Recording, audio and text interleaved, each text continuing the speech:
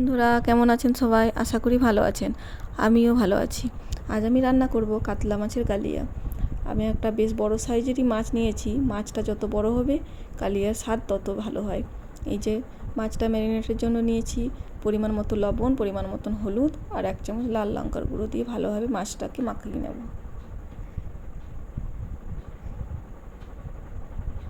যে মাছ আমার মাখানো হয়ে গেছে, এদিকে আমার তেল গরম হয়ে এসেছে। মাছগুলো একে একে ছেড়ে দেবো। মাছ যতক্ষণে ভাজা হতে থাকবে ততক্ষণে আমি একটা মশলা বানিয়ে নেব। পরিমাণ মতো আদা আর কাঁচা লঙ্কা দিয়ে একটা পেস্ট বানিয়ে নেব। এই যে আমার পেস্ট রেডি হয়ে এসেছে। এক পাশ মাছও আমার ভাজা হয়ে গিয়েছে, আর এক পাশ ভাজার জন্য মাছটাকে ভালোভাবে উল্টিয়ে দেব। ততক্ষণে ভাজা হতে থাক। আর লাগবে আমার একটা টমেটোটা একটু মিডিয়াম সাইজে টমেটো নিয়েছি। টমেটোটাও পেস্ট করে নেব। ততক্ষণে মাছ আমার ভাজা হয়ে গেছে। মাছগুলি তুলে রাখবো। এই যে টমেটোর পেস্ট রেডি হয়ে গেছে। এবার ফোড়নে লাগবে আমার এলাচ, দারচিনি, শুকনো লঙ্কা, তেজপাতা। ফোড়নটাকে কিছুক্ষণ ভালোভাবে নাড়াচাড়া করব। তারপর কেটে রাখা পেঁয়াজ দিয়ে দেব। পেঁয়াজটাকেও ভালোভাবে লাল লাল করে ভেজে নেব। আর লাগবে আমার পেঁয়াজ বাটা দিলে গ্রেভিটা বেশ ভালো হয়। যে পেঁয়াজ আমি একটা মিডিয়াম সাইজের বেটে রেখে দিয়েছি আগে থেকে। এই যে মশলার জন্য লাগবে আমার 1 চামচ জিরের গুঁড়ো, পরিমাণ মতন হলুদ আর পরিমাণ মতো লাল লঙ্কার গুঁড়ো। কারণ এই রান্নাটা একটু বেশ লাল লাল পাড়া হয়, তাই একটু লাল লঙ্কার গুঁড়ো অবশ্যই লাগবে। মশলা রেডি করে নিয়েছি। বেটে রাখা পেঁয়াজ দিয়ে দিলাম পেঁয়াজের মধ্যে। এবার পেঁয়াজ বাটাটা আমি ভালোভাবে দিয়ে নাড়াচাড়া করব। দিয়ে দিলাম আদার কাঁচা লঙ্কার পেস্ট, সেটাকেও ভালোভাবে নেড়ে নেব। এবার দিয়ে দেবো টমেটো বাটাটাকেও ভালোভাবে মশলার সাথে মিশিয়ে নেব।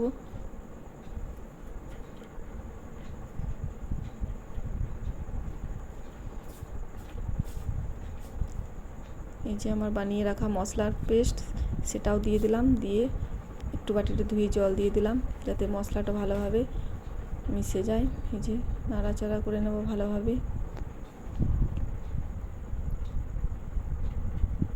এভাবে একটু একটু করে জল দিয়ে মশলাটিকে কষাতে হবে। যে মশলা থেকে আমার প্রায় তেল ছেড়ে এসেছে, আর একটু জল দিয়ে দিলাম যাতে মশলাটা আমার তলায় ধরে না যায়। দিয়ে দেবো পরিমাণ মতন লবণ আর 1 চামচ চিনি স্বাদের জন্য। আর লাগবে আমার পরিমাণ মতো দই। আমি 2 চামচ মতো দই নিয়েছি। দইটাকে ভালোভাবে ফেটিয়ে নিয়েছি। একটু অবশ্যই গ্যাসের আঁচটা একটু কমিয়ে দইটা দেবেন, তাহলে কি হয় দইটা দেওয়ার সময় মশলাতে ফেটে যাবে না। এই যে দইটা আমি আঁচটা কমিয়ে দইটা দিয়ে দিলাম। এবার দইটাও মশলার সাথে ভালোভাবে মিশিয়ে নিয়ে মশলাটিকে ভালোভাবে কষাতে হবে 3-4 মিনিট মতো। মশলাটা যত কষাবেন রান্নার স্বাদ কিন্তু তত ভালো হয়। যে দেখতেই পাচ্ছেন মশলাটা বেশ ভালো কষানো হয়ে গেছে। মশলা থেকে তেল ছেড়ে এসেছে। এবার দিয়ে দেবো পরিমাণ মতো জল। কারণ এই রান্নাটা একটু ঝোলঝোল পাড়াই হয়, তাই জলটা একটু লাগবে। আপনারা যেরকম চাইবেন সেরকম জল দেবেন। যে ঝোল আমার ফুটে এসেছে। এবার ভেজে রাখা মাছগুলি ঝোলের মধ্যে দিয়ে দেবো।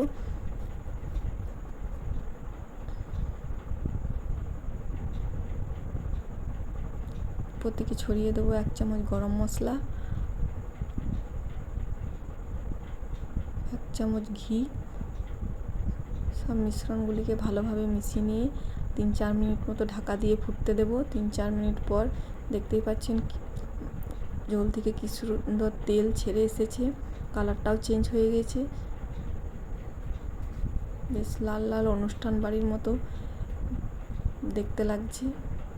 এইভাবে মাছের কালিয়া বাড়িতে বানিয়ে দেখবেন, খেতে খুব সুস্বাদু হয়। ঝামেলাও কম, রান্নাও তাড়াতাড়ি হয়ে যায়।